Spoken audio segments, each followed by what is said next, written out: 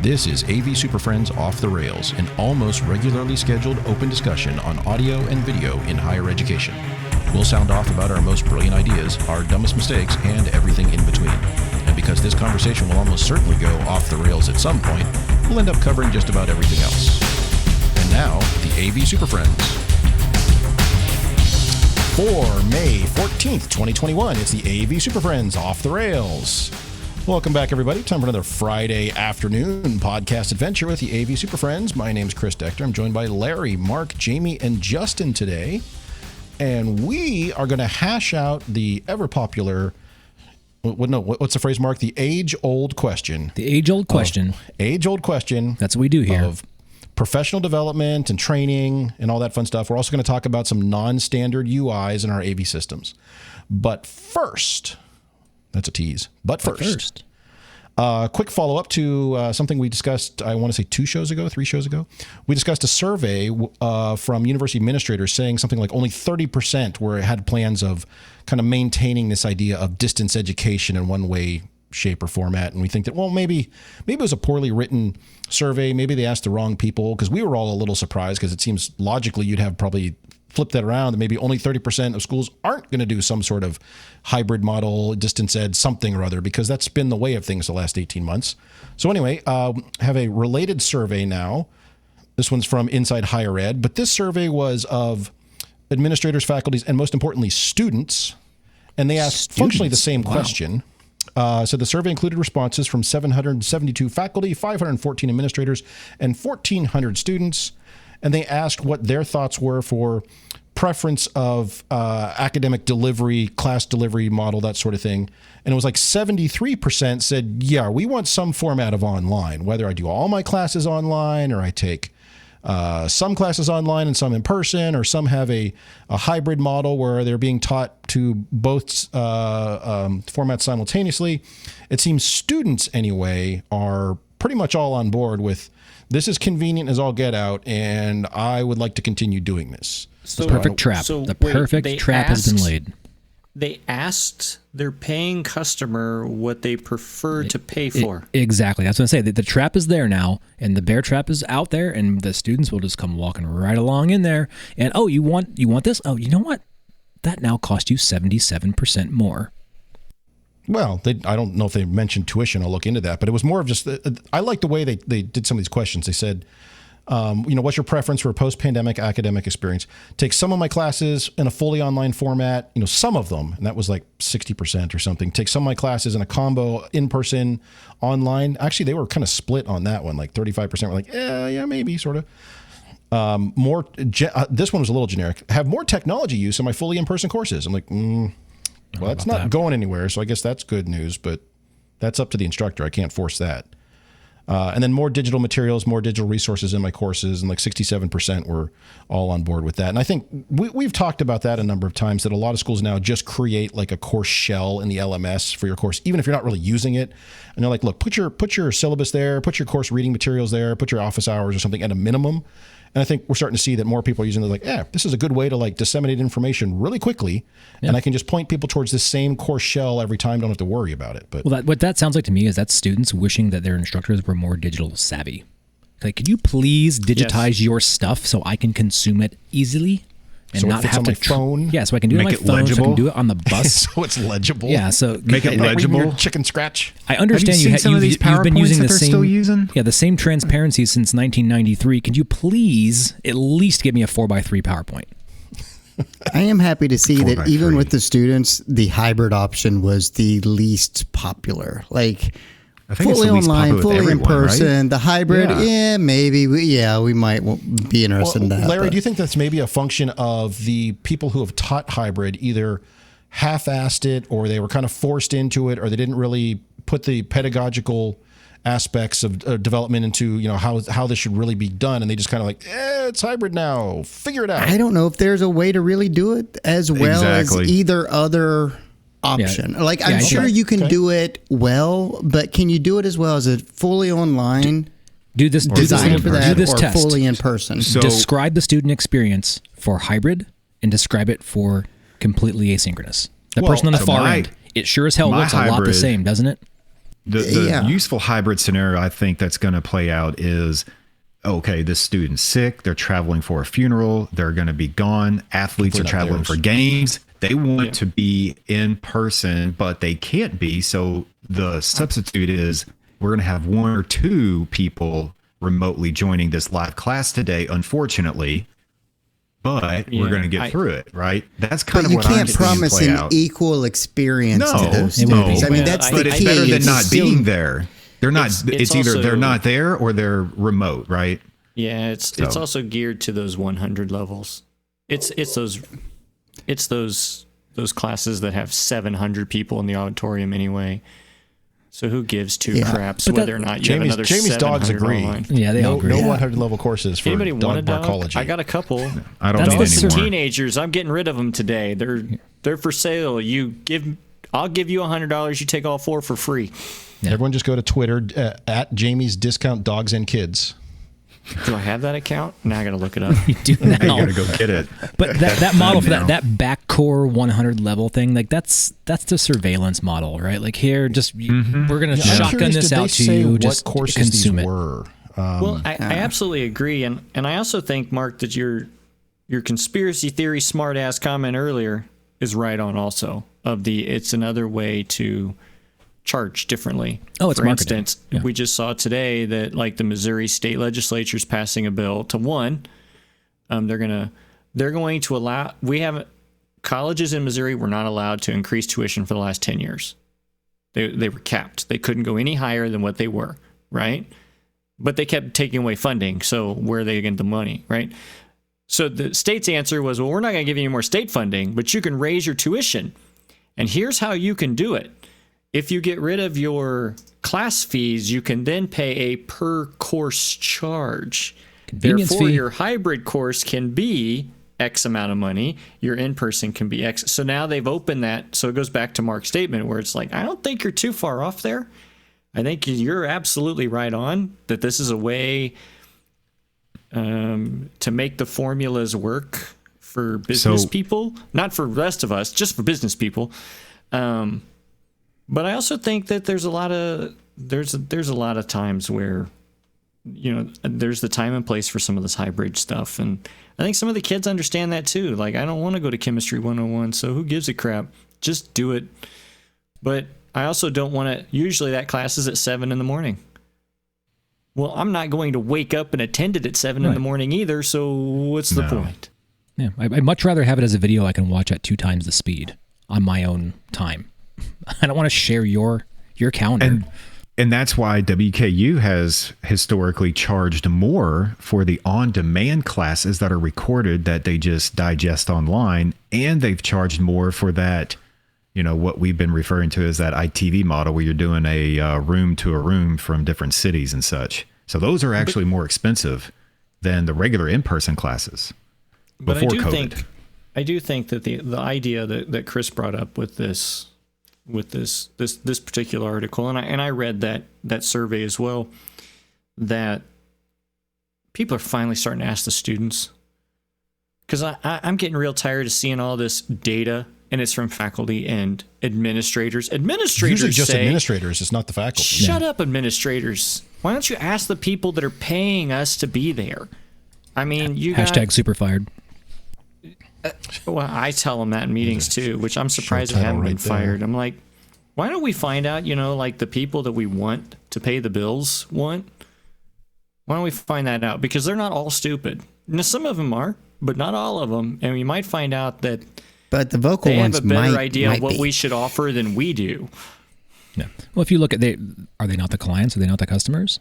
Are they not the ones that are paying and doing this? So shouldn't we acknowledge their opinions and their preferences? And if they say this is a modality that we like, maybe they're actually willing to pay more for it. So they got to market it somehow, and shouldn't they just have it as an offering? I mean, wouldn't it make sense? I mean, we forced everybody to have to do it. We forced instructors to say, hey, for better or worse, maybe you didn't even think about this, but guess what? You're teaching online. And maybe they walked away and said, you know what? I don't want to do that.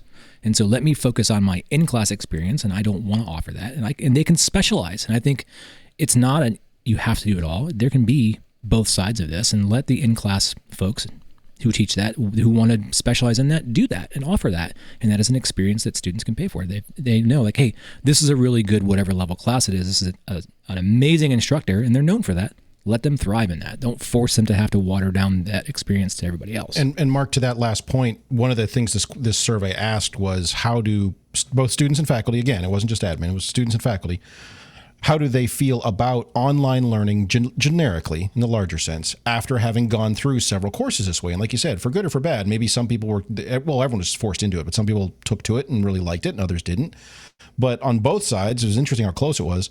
57% of students said they now feel better about online learning than they did before. And 58% of faculty now say, hey, actually now having tried this, actually, I think I can make this work. So obviously there's a lot of instructional design and pedagogical development and curriculum and all that has to go into that. But at least we're now seeing that uptick on, hey, well, okay, if my dean now asks me to make sure I put together a course shell and use something on Blackboard or Canvas or something like that, I can do that, and I see what it's the purpose of it, how that's supposed to work, as opposed to, I'm just that's the internet thing. That's never going to happen. Here's my slide from 1993. So yeah, but there's more systems thinking about it now, which is great. Yeah, if we're thinking about this is more of a question for the group here. So obviously we talked about the supply and demand. What do students demand and what are we going to supply? But another variable in this, is it going to be a problem to be able to find enough teachers, enough resources? Because we're talking about a teacher only doing in person and potentially having other teachers that are good at online learning teaching the same class online.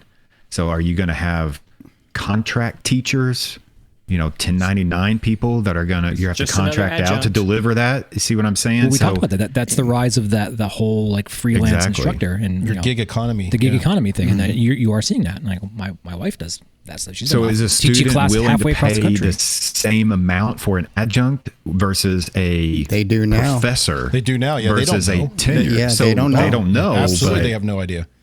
Like we said, if this focuses on I think the schools will do it in such a way you won't know. But as we discussed a few minutes ago, this is probably going to be for those 100 level courses, your chemistry 100, your history 100, your math 100, whatever it is.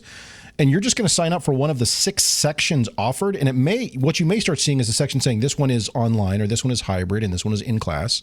And that's really your choice. And to your question, Justin, once you sign up, you're not going to know whether you're getting someone who is an expert at online instruction because they are contracted to come in and do that. And they may do a great job versus somebody who hates doing online, but that's the only spot that was available for them. And they're just an adjunct lecturer.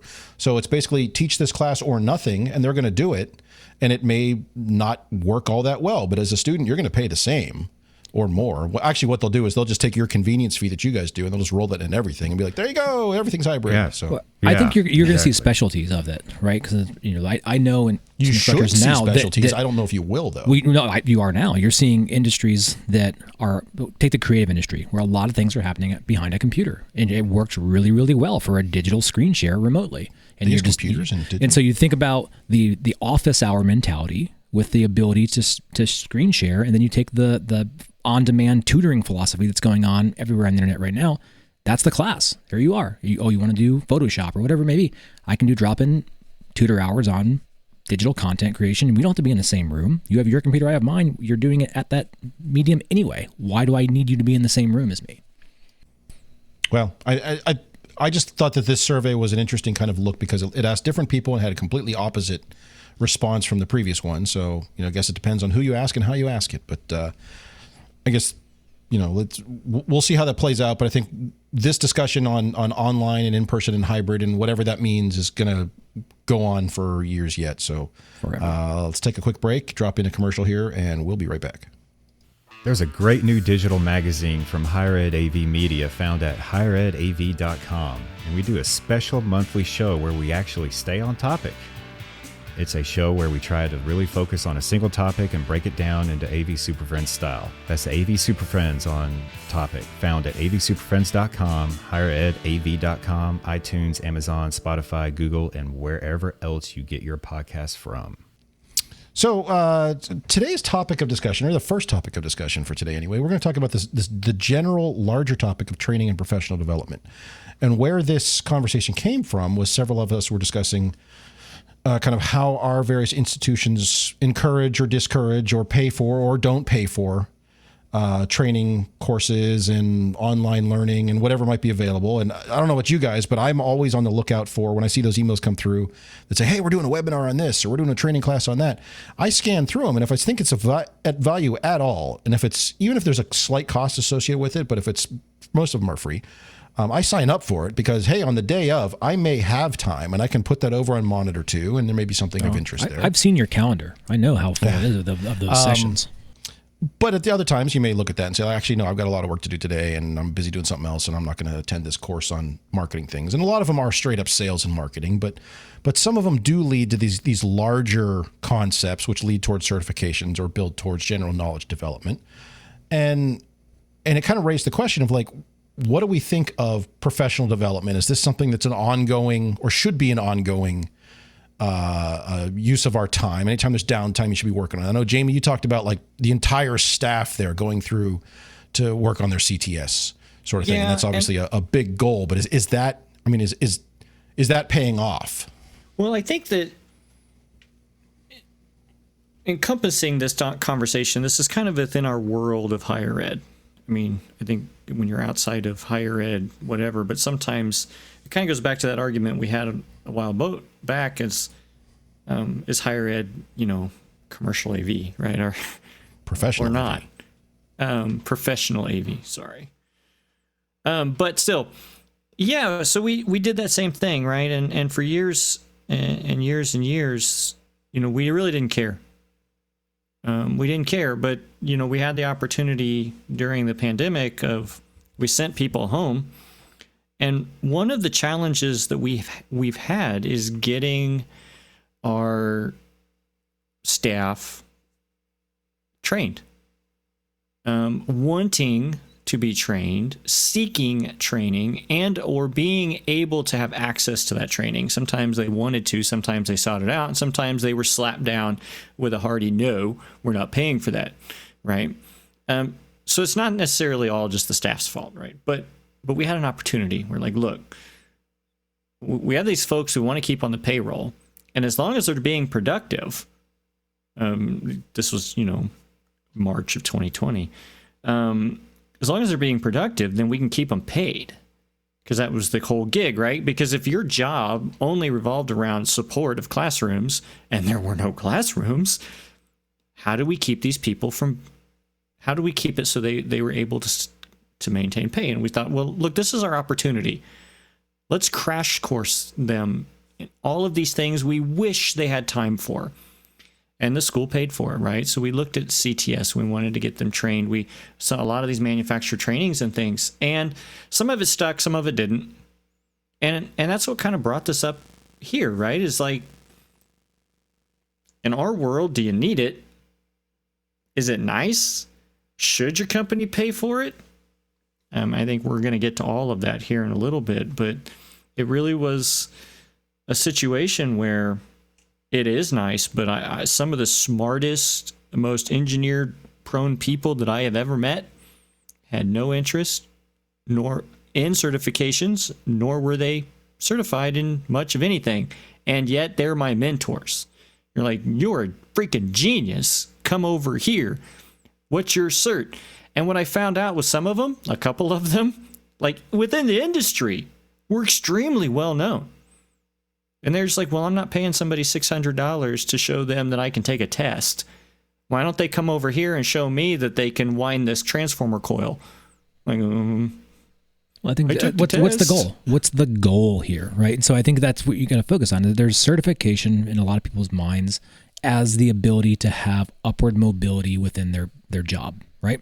Then there's the acquiring of knowledge that is useful while doing your job. And they are not necessarily the same thing, and they are not the same motive for people. And so I think you look at having people be productive, quote unquote productive, versus keeping them busy online because we're paying them, because it sounds like some of that may have been what you experienced, where we have people who are remote.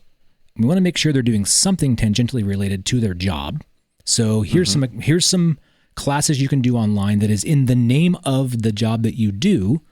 It's up to you if you want to do it and continue on and get certified. I know at my institution, a lot of training will be paid for as professional development, but the testing and certification itself will not be. right? They're not going to pay for that so you can take that accreditation and leave the university and go on yourself. They're not anything you can take with you. It's up to you to pay for on your own. And so to me, a lot of that conversation is, what are the staff looking to get out of it? Is it beneficial? Is it knowledge they can put to work right now? Or is their intent, well, I guess I'll go and get that certification if it leads to more money later on? And so they're not necessarily the same conversation. Yeah. And I'm a big believer in... I'm a big believer in what you said about the university paying for the training. But if you want the certification, you pay. I've always paid for that on my own for the actual test. That is crazy. But more to the point, I think you should always act like your job won't exist in 5 years. And you're constantly gaining knowledge and training for whatever your job looks like in 5 years. Because if 5 years passes and you have the same knowledge base then that you do now, you're no longer valuable to the university. And Larry, don't let me forget to come back to that exact point. Yeah, we're going to come back to that later on. Yeah, I can tell. Do not let me forget that. But okay, go ahead, Jimmy. And I think we had a real serious conversation about that even before. Because, look, I blew off taking the CTS exam, right, for a long time. And then I reached a point in my life where I was looking at other jobs. And I told the school, look, and they paid for the certification, and that actually opened up the door to interviews and offers, and I didn't take it, right? I didn't go anywhere. But when this came around, that was one of the discussions. And the discussion was, well, look, why are we paying these people to get their certification when all they're going to do is use... Within the university, no, they didn't get any kind of economical increase, right? But the big fear was, well, why should we pay for this if they're just going to bolt and go work for Integrator X and make twice as much money? And I'm like, look, they're going to bolt and go to Integrator X no matter what. And so if they wanted to, they would have already done it. So why don't we just get the best thing that we can get? And if this makes them content, if this increases their knowledge level, then as a university, we're out. What's the test now? $300? Or even if you take some of the Cisco ones, because like the Cisco network engineers, like, they're thousands of dollars. And the school thing is like, look, we now have professionally certified in the professional realm of their area of expertise, certified people. And we have them working on our staff, and hopefully it portrays to a better, well done job. Maybe since we don't pay enough, that's not. We talked about that too. Higher ed sometimes not paid as much as an integrator. We have other perks, but maybe that's one of the perks, right? Like, hey, look, you may make $1 or $2 less an hour than going to the integrator, but you get weekends off, and we'll pay for all your certifications. Well, okay. So then when I want to bolt later, I can bolt later. But we had that conversation. I think it's a very real conversation. Our school, we're lucky, I guess, in the fact that they said, we value the VAT. We're not giving you extra salary, but we'll at least pay for the test. That was kind of the kick here. Yeah, Justin, you had a specific. Go ahead. So that is the reason why I stayed at WKU. They started in the AV department as the only employee, basically, and went to Infocom the first year and got my CTS. I didn't have a clue of what AV was. Went in there, took the CTS prep, passed the CTS, came back with my certification that Western paid for. And Western has an employee program that they say, okay, if you have a industry recognized certification, your first one, or a master's or doctorate. So they equate a doctorate and a master's to a CTSD certification. I got my CTS and my CTSD paid for.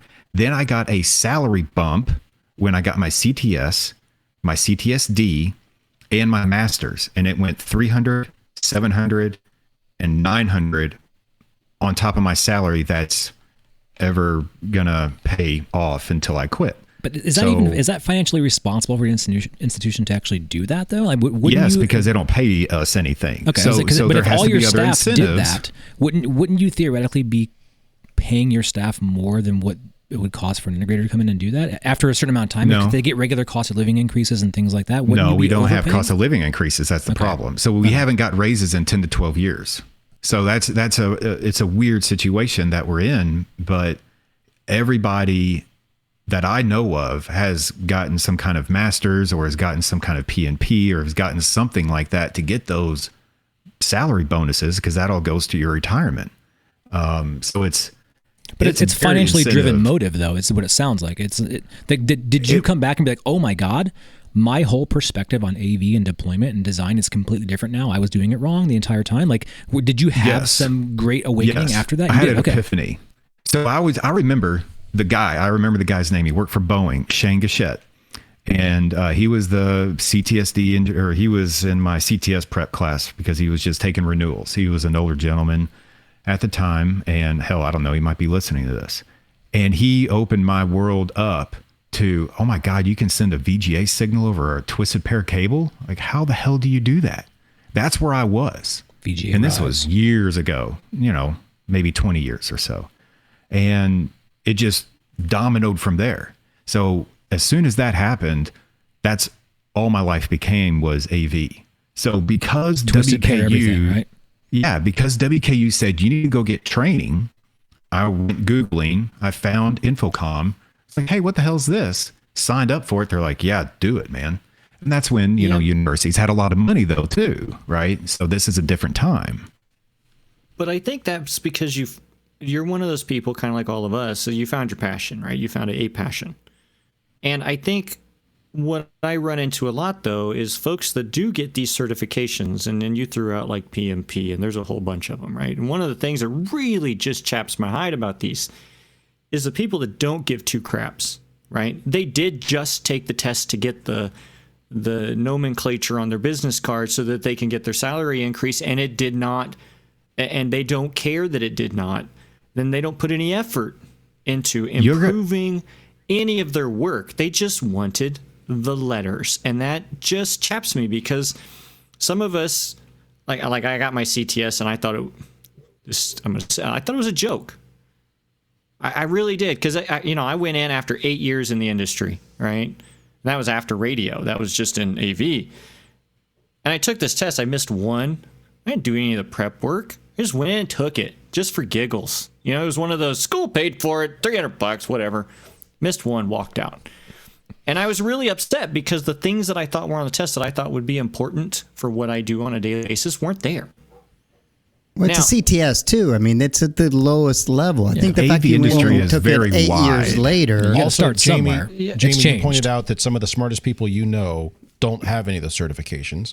And before you got your CTS, you were one of those people. So you are definitely an outlier to walk in, like you said, after 8 or 10 years of doing this. And that means that particular certification probably does have everything you need to know for your day-to-day job, because you were able to prove it right there. You knew it. Stuff. Here we go. You were looking for the next level after that. So, well, but I thought that there was a lot of content that was on there that really and I was looking at it too from these technicians. Like, what do I want my technicians to know? And there was a lot of things on there that I'd get two craps if they knew how to do or not, right? And some of it had to do with the project process and some of the project managements and some of the terminologies that some architects use. But like in our world, in our university, we screw up every one of those terms, and RFP is not the same here as it is other places. But still, beside the point. It just didn't meet my expectations. And, I've got the D material, the designer material, and I look at it, and there's the nerdery in there that I'm like, okay, I haven't taken the test yet. But I do wonder, though, and we all have examples in our people of knowledge where they've got the CTS or the I or the D, and you start talking to them, you're like, how?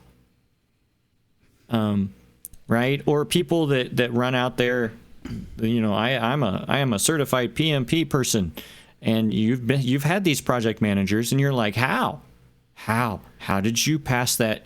What I understand to be a pretty rigorous process, and you can't run this project. Like, yeah, those are always going to happen. You're always going to have people that got their almost certifications. More than it should. I guess I mean, that's maybe. I think it depends on the certification. There are especially ones that if there's an associated boot camp, PMP is pretty bad about that. There will be boot camps that teach to the test, and you get somebody who's been in, especially the software development people who are doing agile, who have been in that career track for only 3 or 4 years.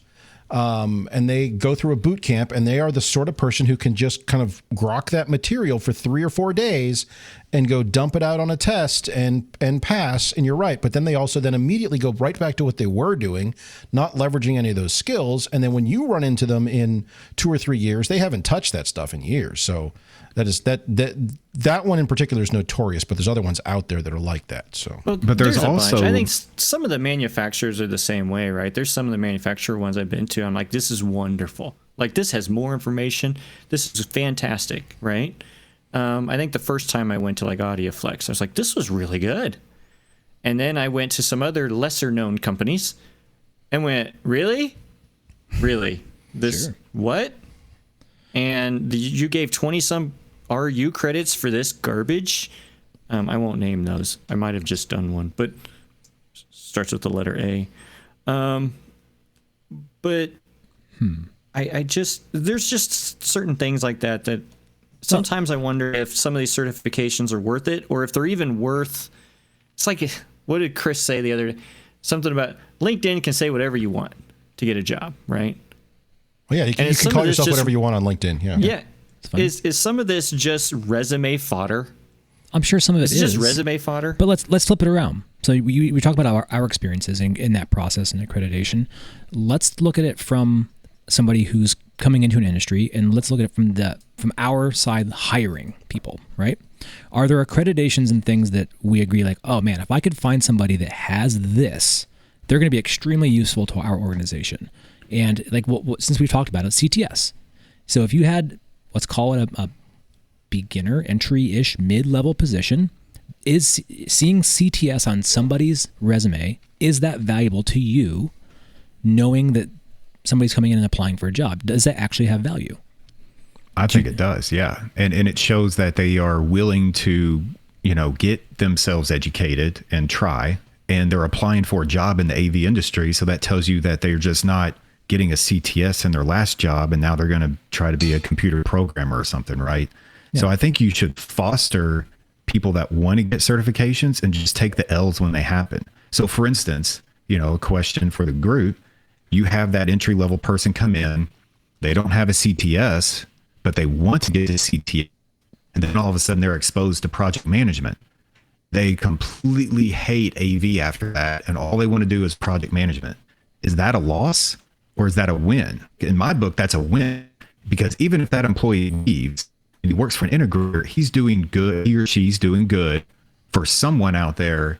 And that's what we want our employees to do, is to grow and continue to, gain more experience and be passionate about their field. So, if I got a CTS and I was exposed to programming and that's the track I went and I left Western, well, Western's not going to think that's an L because one of their graduates is doing good somewhere else, right? Well, I think it's foolish to believe people are ever finished products, right? You're never going to hire somebody who's done. I'm stamped complete. I'm never learning anything else ever again. And so we should we should all like provide opportunities for our employees to be better and to move on and expose and experience. And it's like if you come in and learn something, you're like, wow, I thought I knew what I wanted to do, but I learned this new thing. Like, that is a life opportunity, like change. Like, that's the whole beauty of the ride, right? Like, change what you want to do, change your trajectory. If you fall in love with whatever it is through the process of learning, then explore it, go nuts.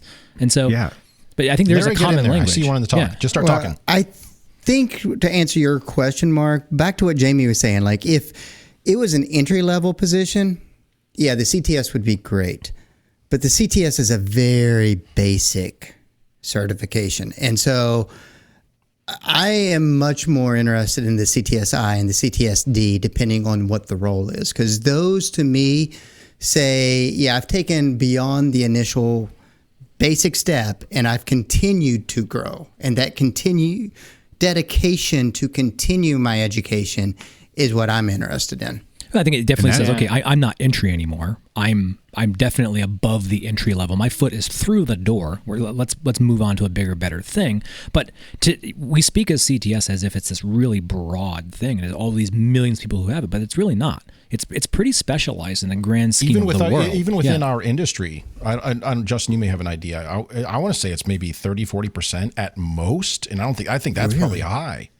Well, think about this. How many universities have multiple CTSDs or Is on staff? I can't think of one.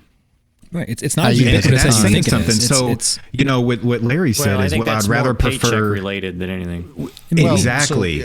We got to go find these resources. For a certain point in time, Larry, but then you left. Oh, I guess, I left. So never mind. So we all spread out kind of thing, and you usually have one per university. And there's a reason for that is more of them work for integrators, and universities don't pay as much. So just a few of us see the life balance benefits of working at universities and all that crap, right? But I think, again, that goes into that passion thing, right? Because you'll go get the I and D if you enjoy what you do. And, my answer to Mark's question of, no, I'm a jaded SOB. I mean, your thing, because about 50% of the time, a quick conversation with whoever this person is that has the CTS tells you, okay, I'm looking for that person that said, like Justin's example, comes in and says, look, I got my CTS. I'd really love to get the D someday. I'm not ready yet. That tells me, okay, hey, number one, they know it exists, right? So they have a passion for it. And we can grow that passion. And same thing with growing into the PMP thing, right? So we can grow that interest. Maybe it's not passion, maybe interest, but we can grow that.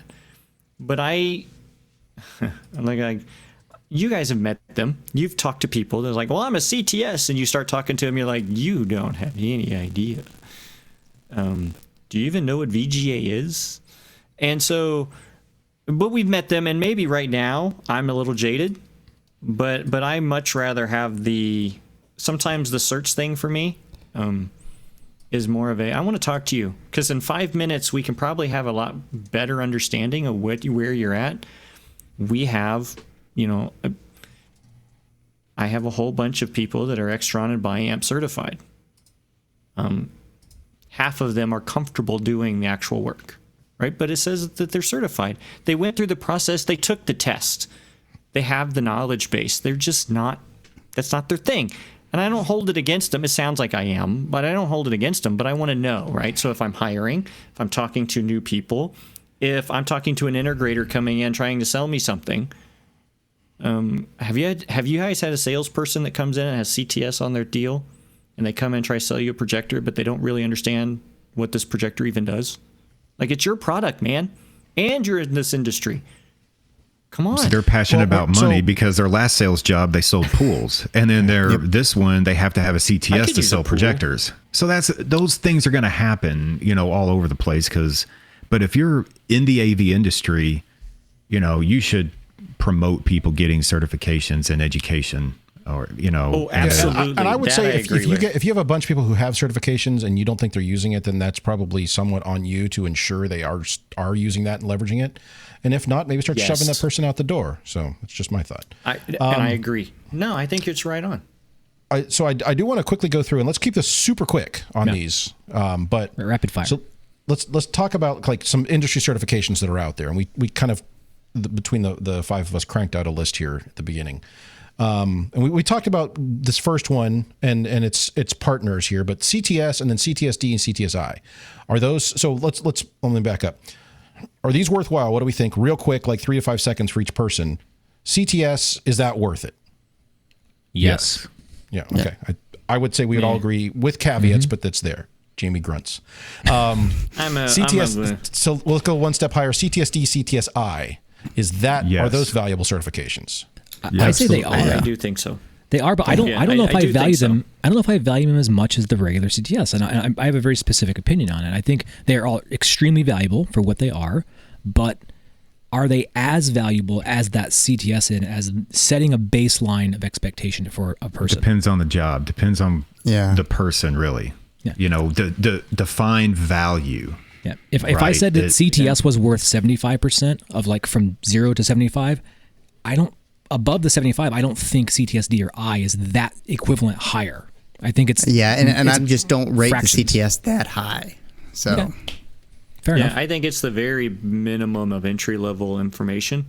And so for me, that's why it kind of sits there as oh, great, okay, you're here. But then the next two are like, oh, okay, you care. You care. Sure. That's a terrible way to say that, but you guys get the gist. No, it is more specialized and more unique, and it is valuable that way. But I think, great, I know we can have a base level of conversation that will be different versus somebody who may only have a CTS. So I think it's a great add. Okay. So let's move on. We brought this one up, but I'm going to throw one in before we get there. The CAPM and then also the PMP, both from the PMI Project Management Institute. What do we think about those? Now, let me back up because I know a bunch of you guys bristle about PMP in particular. And Justin may be the one here who has a different outlook, though Larry, you might as well. From a commercial construction standpoint, which is I think what all commercial and professional AV should be striving towards. How do we feel about PMP? Worth it or I feel like it's overvalued or it's underutilized. Okay, fair enough. from the commercial construction standpoint, though, if you have one of those who has their PMP, typically they are good. It's the people who go in from the software side I've had a hard time with. Okay, Justin? Yeah, I think. Yeah, it's not a hard time with. I think okay. So we have a newly PMP that's construction, and he came from digging holes, geothermal stuff, right? And so he's been developing, and he's the IT project manager that handles all of our construction. And we also have an IT project manager in AV. But we also have this IT project manager. She's had her PMP for years, and she only does the software stuff. To me, just this my opinion, you should have two different PMPs. Yeah, because they're trying to wrap everything up in one. And to Larry's point, well, she wouldn't be good at, well, of course she's not good at construction, but she's good at managing software projects, right? She's good at her and there's job. outliers to both of them too. But Exactly. So my take on the PMP and the CAPM and those who do that, you're Justin, you hit the nail on the head there. They are trying to embrace both methodologies, Agile and too big of a Waterfall. bucket. Yeah. And they're doing it they're half-assing on both of them. Which is why I did want to set that stage to say from a commercial construction, which generally uses waterfall methodology. And to your point, somebody who does that well is worth their weight in gold. Jamie, I think because you immediately and I can see your reaction there, I'm guessing the project managers you work with are probably not very good project managers across the board. And they have those three letters, but they don't, you're like, oh, they got the three letters, what the hell? And they don't know what they're doing. And that may be to them as a project manager. There's a little bit of that. I'm trying not to throw just the internal people under the bus, but I know even outside, I said commercial construction. We are, and since we integrate our own, we work with the GCs, the outside constructions all the time. And some of the best project managers I've had that can blend that, this is what reality with paperwork, they don't have the PMP on their card. Right. They don't, and they're the best. You're going where I want to go with this. Have that, and I'm like, so you went to, it's that thing like, just because you have an MBA, does that mean you're really good at business? Right. See, I share that opinion. PMP falls into that area for me. I'm just kind of like, but we better some not, of the best ones I've had are experience driven, not necessarily paper driven. We can't blur the lines on experience, and so we just talk, we entered this show with, well, these older people, they don't like the certifications. They weren't really prevalent back then, and that's just not their culture. But as this new PMP that we think passed this test yesterday, this person's new to the industry and is new to project management. In 20 years, is that person going to be better than that other older person that's been in the industry already 20 years, right? So let's compare apples to apples here. They don't even hit that baseline. Let's compare apples to apples, though. Baseline, and if you have PMP, I have this baseline. The basics of project management, right? and sometimes you don't even fit those. I would disagree vehemently with that. PMP, Yeah, somebody maybe who that is worth their person- salt in PMP or worth their salt in project management and has their PMP should have their shit together. If they don't, find another project manager. That's my reaction. Or maybe they're in construction and they need to go over to software, or they need to manage a different type of project. So maybe they're in the wrong personally, industry. I don't give two shits about agile project management because I don't do software development and AV does not do software development. We follow waterfall methods. So that's fine. If they want to go have their weekly stand-ups and their scrums and knock that stuff out, that's great. I don't care. I think PMI is screwing up that certification by trying to encompass everything. And you're right. They need to have two different certifications for it.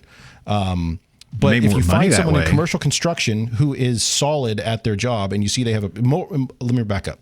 More often than not, when I find a project manager in commercial construction who knows what they're doing, they often have a PMP after their name. It's not a guarantee, but I look at it that way, and that's been my experience. Yeah, I see that. I'll look at it from a little more narrow lens here for a moment. That I agree with you, Chris, in that from a commercial construction process, the PMP is valuable. Now let's pair that with like a CTS or whatever else we want to talk about. Like if somebody came in and said, "Hey, I have a PMP, I want to get a job here," I'm gonna be like, "You're in a different silo."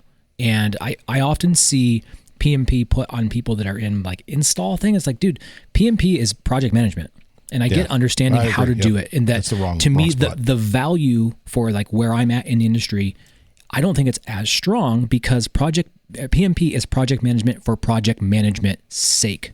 It is not necessarily for AV sake or anything like that. And so I don't value it as much. I hope people in construction and like that do have that, but I do agree with Jamie is that there's project managers who buy the book, buy the skill, maybe be really good, but their communication's lousy. So they're not really doing a good job at it. And yet, but they're checking all the boxes. Did you technically do this? Yes, but did you tell anybody? Well, no. So did you do a good job? I don't know. How am I being graded? Am I graded doing the process or communicating what's going on? So, and that's where hopefully there'd be a way to fire that project manager and find a better. Well, I can't fire a project manager, but to me, it's so when we look at it, it's like it's context, right? And so, being a little bit narrow-sighted and saying, okay, as the AV industry, I don't know if it's as valuable as a PMP to have it. I think it's if that's what your career trajectory is and you want to go into project management, you're probably going to forget about your AV life at some point.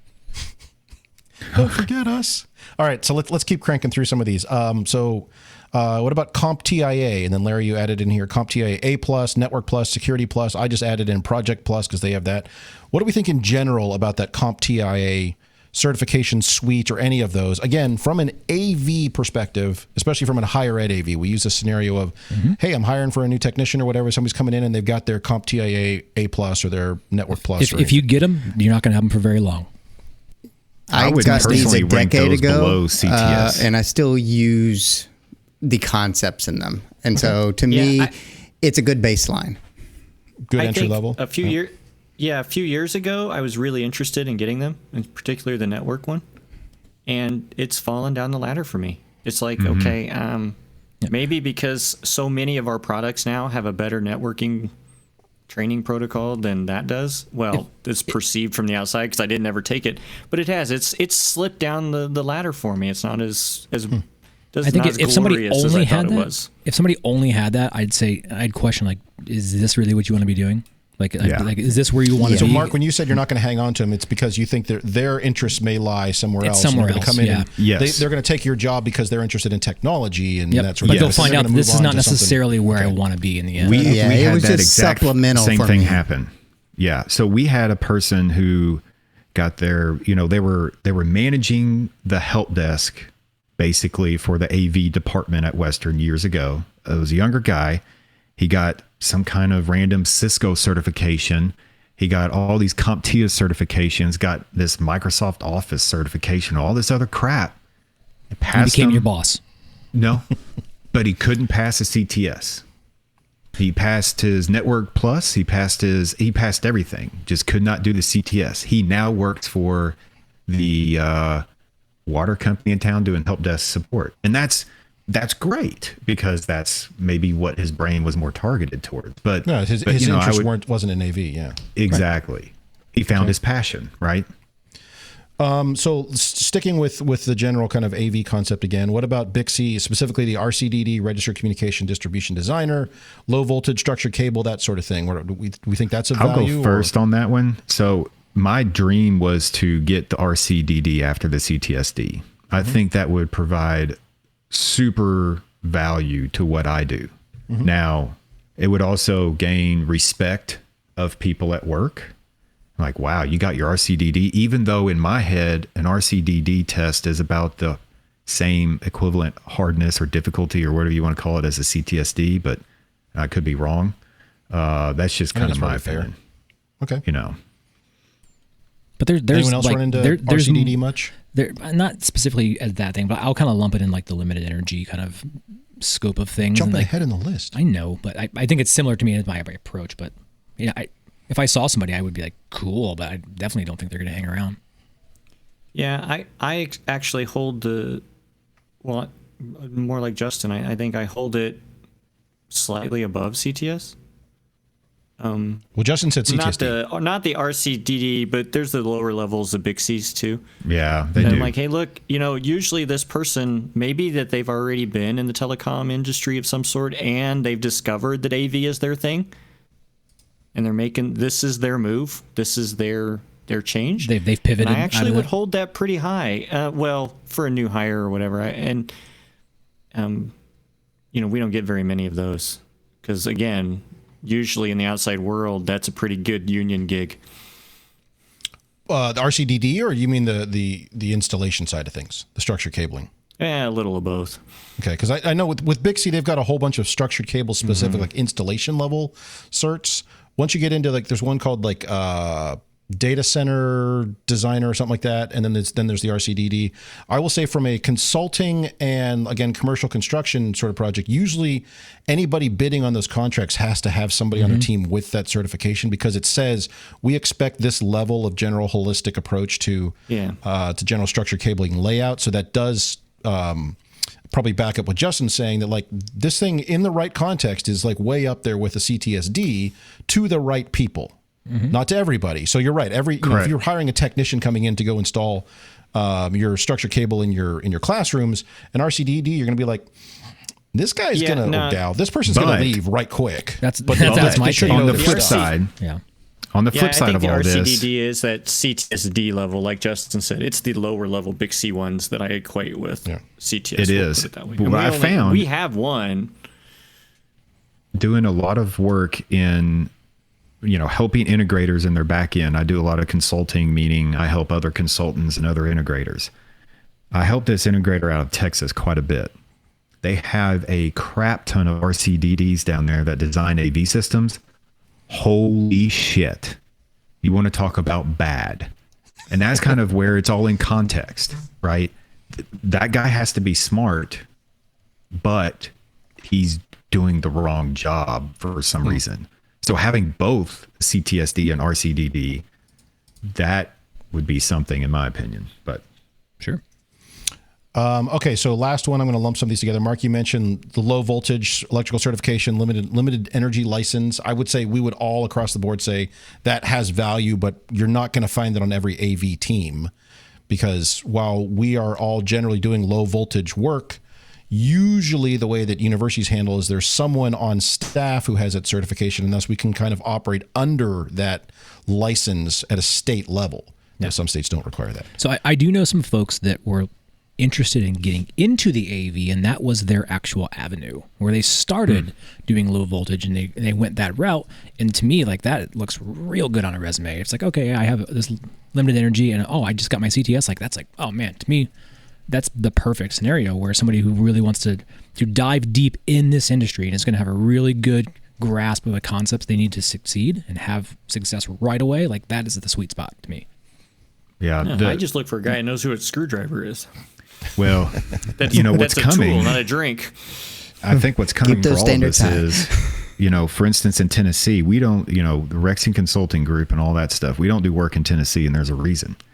In Tennessee, if you were to pull any type of low voltage cabling, including AV, there's an 8-step licensing process. Yeah. You have to go first, take your test. I'm not going to go through all the 8 steps, but the second last step is a board review, and then they issue your license. Yeah. So it is pretty serious, and we're all going to have to do this because it's all going to get into the NEC code.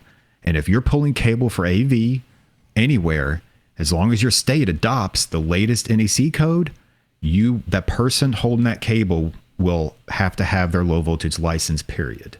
Yep. And it's coming. Well, it's definitely coming. You're seeing it already. A lot of states are really strict on this. It's not, you can't just walk in and I'm just going to run this cable. It's going to be problematic for higher ed folks that do our own internal work. Yeah, it's going to suck. It is, and it won't be. I think it's just one of those things we have to.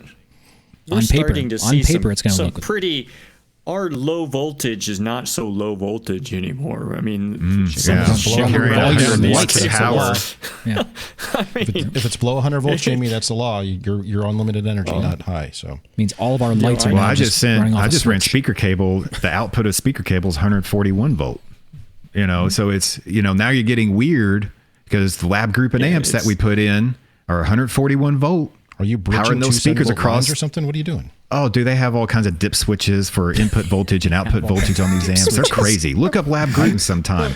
We use them. So we had to run it at 141 volts to get a certain amperage to hit those speakers or wattage, sorry. And, we're pulling this cabling in and we're actually pulling in high voltage cabling that electricians use. Something's not right about those numbers, but all right. So look up the amps. I'm telling you, it's a thing. Well, even just like the PoE is now getting up to 100 plus watts, and you're just looking at it. It's like it's not as low voltage as it used to be. So there's concerns of that because people are. That's okay, right? People are kind of getting around volts as if they're the same. That's CTS stuff, man. Man. Very different. Formula. Maybe if I would have taken my test right. One is delivering power, one is delivering potential current. So okay. And yet sometimes they'll still give you a tingle. Yeah. I'm not saying that not the case, but what kind of tingle? We've gone way long on this. Let's hammer out a quick break here, and we've got a couple things for the backside here. As many of you know, the Super Friends have always been better received when we have more input from you. So here's your chance. Send us a note at mailbag@avsuperfriends.com and get involved with the show. We're looking for some topics to discuss, some fellow nerds to talk to, or just general AV awesomeness to brag about. But remember, we'll probably steal your ideas. And I suppose we'd take some criticism, but that wouldn't be very nice. Anyway, drop us a note at mailbag@avsuperfriends.com and find out how quickly we ask you to join this nonsense. All right, so on our last segment, we were talking about general professional development. One thing that came up that Larry brought up early on, and I wanted to come back to it, and we didn't get there, and I want to make sure we do get back to it, is this idea of staff who kind of get to a knowledge point and they just stop. Could be your technicians, could be your programmers, could be your project managers. They just kind of like, at a certain point, they just say, look, I'm done. I know everything I need to know, and I'm comfortable at this point there. The problem is, I think, as we've discussed, this industry is huge on continued knowledge building and professional development and training and learning and all that. And if you're not, then you're probably not keeping up with the industry in general. So what are your guys' thoughts on and I'm sure we've all dealt with them. Please do not say their names because I have a couple people I want to call out, but I'm not going to. What do we think of this? I don't know if it's a phenomenon or if it's something that we have all experienced of staff who kind of like refuse to learn new technologies. I mean, you've got your, video production teams who don't want to go anywhere near NDI or IP based equipment. You have programmers who refuse to learn a modern language. They're kind of happy doing their basic configuration in simple or whatever they're working on. The audio techs who won't touch somebody else's DSP config. They're like, no, I have to build it up myself, sort of thing. Or they won't learn new open architecture DSPs. What are you guys' thoughts on that? Are you running into that? Is this something that we can overcome, or is it making too big of a deal out of it? No, it's a real thing. I think that this happens. I'm going to speak really quick though from like outside of maybe the traditional EV environment and the broadcast industry. We're seeing wholesale retirements, truck engineers across the board because they've spent their entire lives working in traditional analog environments, and now everything's completely all digital. And they said, you know what, I'm just not going to take this opportunity to relearn everything in my skill set. And so it's actually created a staffing problem in broadcast specifically, is because how do you train for that then? And how do you get people up to speed? And then, and it is trickling into higher education as well as things change. Like we have folks that are not comfortable having to learn things. And how do you keep that moving forward and say, no, this is a we need you to do this, so that we can move as an organization. So I find it a little ironic, right, that we're in an industry that turns itself over every 6 months. I mean, we know that when we come into this. Well, I mean, 5.5. Televisions shoot the next Dolby thing, right? Whatever. But so it kind of seems counterintuitive to me that you entered into an industry that changes constantly, and you're not willing to change. And we have fought this battle, I think too many times, and it just kind of befuddles me. Or then when we all know that usually the gadgets and whiz bangs that we have can do lots more than what we actually employ them to do. And let's take just the common DSP, right? We put it into a rack, we take in a microphone, and we put out something that goes to a speaker, right? Well, that's pretty simple. But this thing can also do control. It can also do, telephone work. It can also do USB work. It can do all these other things. But some folks look at it as all it does is take a microphone and create it into a speaker. And it just sometimes baffles me. And I agree with you, Mark. I've seen it too with the broadcast side. And it's really a big knowledge gap there, because there's still a lot of broadcasts that depends upon, especially when you start getting to transmitters and things, it depends on all of that old knowledge, all of that analog knowledge. And it's not just ones and zeros over a fiber optic cable, but yet that's all you're finding is the ones and zero people that don't know how a transmitter works. Because I'm seeing it from my old broadcast buddies. They're like, I can't find an engineer, a real broadcast engineer. Let me ask this question, because I'm coming from outside the broadcast industry, and I see broadcast people working beside me in sports and different things like that. Is some of that because they are so siloed? I look over, I'm having a video feed issue into my DV Sport replay system, and I know this person over here is working for TV. Ask him a question. His first response is, "Don't ask me that question. I'm an audio guy." There's some of that. Lots of audio guys. Seriously? That's how they all are, right? You should have known. Like, you can't just relay my message? Asked him the question anyway. Going to be an ass about Ask to borrow his Sharpie. He'll give you a Sharpie. Oh my gosh. No, I think it was, they all had tool sets that they learned, right? And they're busy as hell. The ones that are worth their weight, that they're busy. And so where's their opportunity to go learn the new tricks to keep up with everybody? And that when you hired a truck, like trying to find time to pass that knowledge along to their people working with them. And I don't see that. I see them, no, you go over here and do this. I'll take care of that. Yeah, but look what they're doing. You're hiring a truck company to come in and produce your show for you, right? Soup to nuts. Here we go. Do they have time to do on-the-job training? If I'm paying somebody to do all this stuff, am I paying them to train people? Am I paying them to produce this show? Work alongside people, shadowing. You do see some of that. Yeah. But you don't see, it's not readily available. And I do know some folks that do a lot of that, and it may be worth having on the show. But I think, they didn't necessarily move all their technology forward at the blistering pace that we did in a lot of other spots. So they could keep using the same tool sets over and over and have success. Because at the end of the day, what are we producing? Are we doing it? Are we being successful? Yes. So maybe our staff don't need to learn all these new tricks. But now everything's changing really fast. And so the lack of investment they did into that development is coming back to bite them.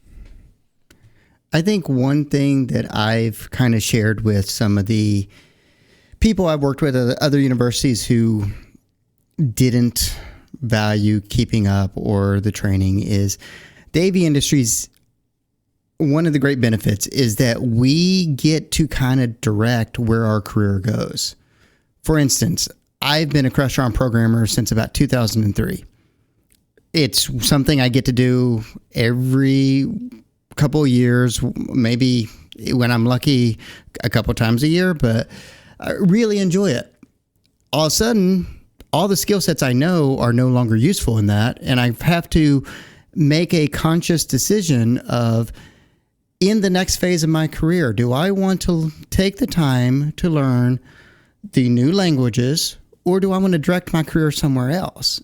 And what other industries do you really get to constantly make decisions about where you see yourself in the next 5 years? It's a pretty unique situation. Well, and Larry, to your last point there about, can you take the time to do that? I think especially in your scenario there, you have changed roles every couple of years as your career has progressed. And so you're not doing the same thing you were doing in 2003 when you were a programmer for an integrator and that was your job. Hey, Larry, go program all this stuff. If that was your role, then you better by darn be learning those new skills now, if that's the case. But you have moved your career around in such a way that you can ask that question and you have that luxury doing that. And you're right. I guess my initial question was one of, for people who have a specific role and are just like, nope, I'm done. In 2015, I have reached the limit and that's all I ever need to. And it's like, and I keep running into this sort of person. And it makes me wonder. I agree. And I think it goes with what Justin said about I'm the audio guy, don't ask me. Yeah, maybe. And that's probably a good until example. they have a life change happen that dictates they need to learn something new. They don't have to learn something new to keep that paycheck and keep food on the table. Let's get real about what's going on there, right? I mean, until Larry ends up as their boss and they start asking questions of why you can't do these things. Right. Because their job role changed and now they can't change with the job role, so they got to go. And I do think one thing retool is maybe unique to AV in the sense where and correct me on the dates here, you guys can jump in here, but between maybe 1997, 98, 99 and 2012, 2013, 2014, those skills pretty much didn't change as far as distribution, design, programming, and that was all pretty much locked in there for almost 20 years. There was just more of it. Mm-hmm. And that was back when IP was I'll throw that on there to monitor something, but I don't need that. And you didn't, I'll run a 192, I'll run a 232 cable and it's fine. But we're seeing so much has moved in the last 3-4 years, dramatically. And there's one of the reasons I think the AV industry and higher ed in particular was able to, I hate to use this term, but I'm going to use it. They were able to pivot so effectively. Let me rephrase. Many of us were able to pivot so effectively a year and a half ago and drastically change how things were being delivered because we were able to move along with that. And yet I still think you see a lot of these schools who are just what are you guys doing for, touch panels? They're still locked in that 1999 to 2013. That was back when AV was voodoo and magic. Right? Yeah, so now it's a commodity now. I'm gonna be honest. The structured cable, everything we look at, it is commoditized, right? Well, standardized. It's standardized, yes. Yeah. But you can measure it, and we're doing the same thing to people. You're dealing with this commodity infrastructure. Do you have the commodity accreditation that matches our commodity infrastructure? And so they want to make sure that they're matching. But what does that mean to the personnel? Right?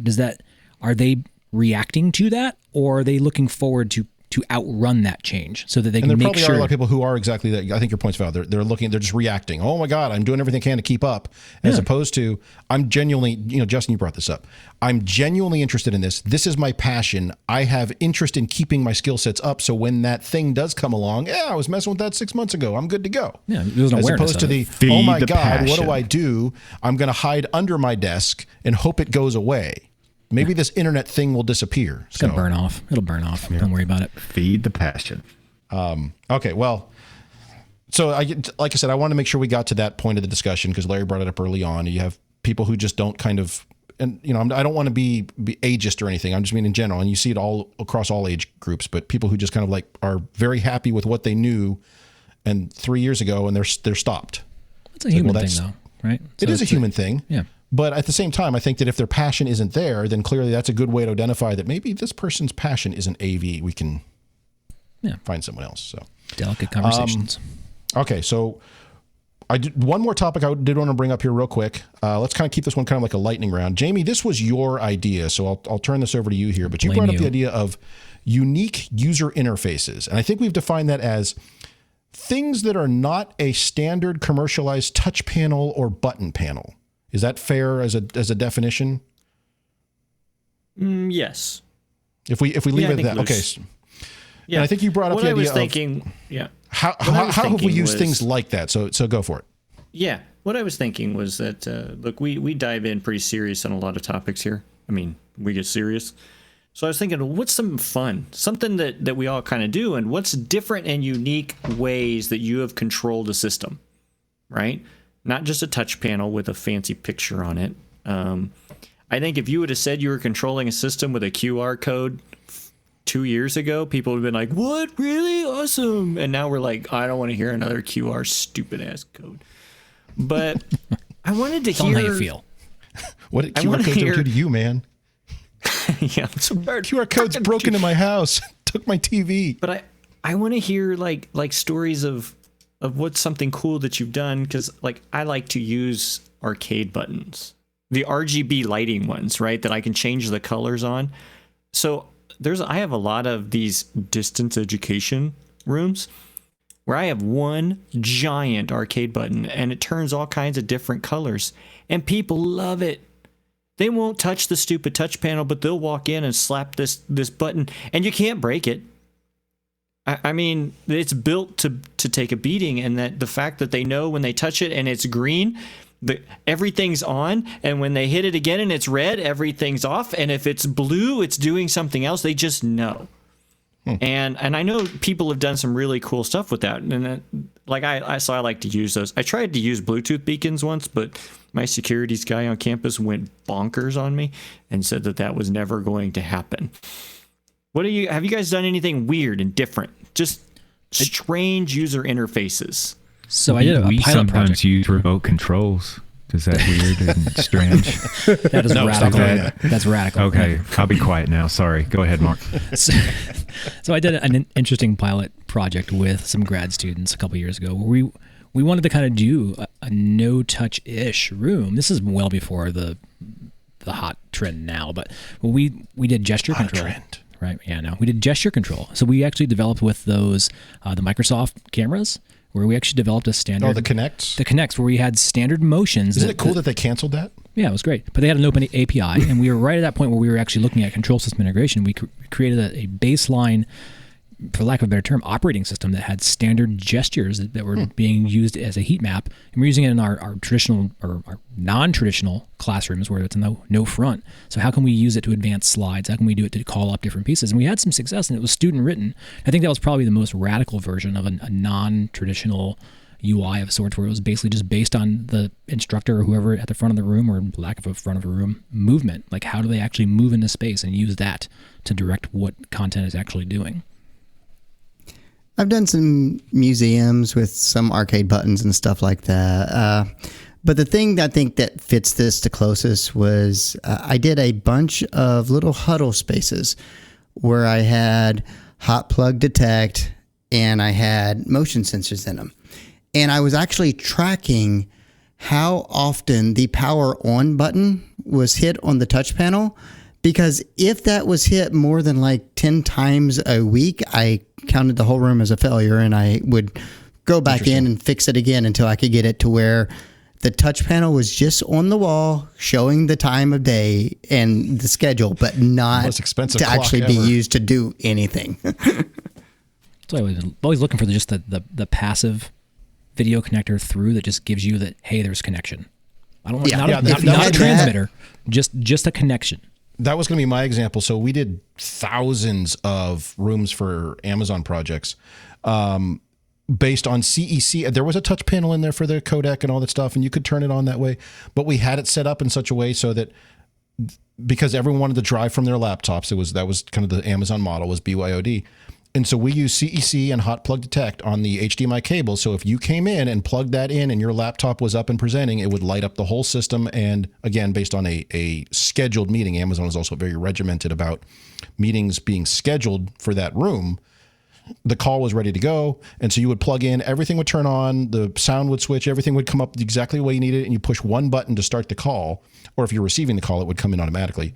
And that was the only use of the UI at all. Now, like I said, most people still did, hey, there's a touch panel. I can poke buttons and do all sorts of cool stuff and set it up this way. But you didn't need to do that. So that was just kind of their MO of, yeah, let's do it that way. And so, like I said, tens of thousands of these rooms were deployed that way and worked very well. So, how often do you guys use the GPIO pins? Do you ever? Like, I find weird, strange... I try to find weird, strange ways to use them. I just don't know if I'm the only idiot out there using analog chat. We do it in studio spaces, right? And so we're triggering macros and salvos and things like that off of those for other devices, but not my first in the reaction is learning that's space. a lot of motion sensors and things communicate that way, but now they're all moving to PoE and it all becomes IP based, and now you're just pulling IP strings. So, yeah. Pulling IP strings. I think we can come back and talk about, but I thought on one of our shows, maybe just highlight some fun, weird stuff that we've done that maybe people aren't thinking about doing out there. So thanks for humoring me on this one a little bit. Absolutely. No, I think it's always good to come up with these kind of shorter topics that are just kind of more fun to just kind of hash out. So, all right. Well, we got through a lot of in it the absence of anything else, I think we've covered way too much today. Our 15-minute discussion on professional development went like almost an hour. So it says to me that there's a lot there to cover. There's a lot of information.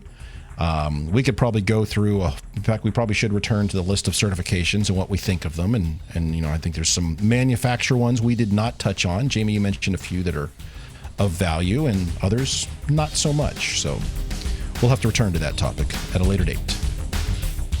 Well, we've managed to ruin yet another episode of AV Super Friends Off the Rails. You can contact us with questions, topic ideas, or general complaints at mailbag@avsuperfriends.com. If you complain loud enough, we might just invite you on the show. Nice work, everyone. Sharp broadcast. Really good. Everyone on the floor as well. Really a lot of hustle. I liked it. The opinions expressed by the AV Super Friends are solely those of the individuals and do not represent their respective institutions, organizations, companies, or clients.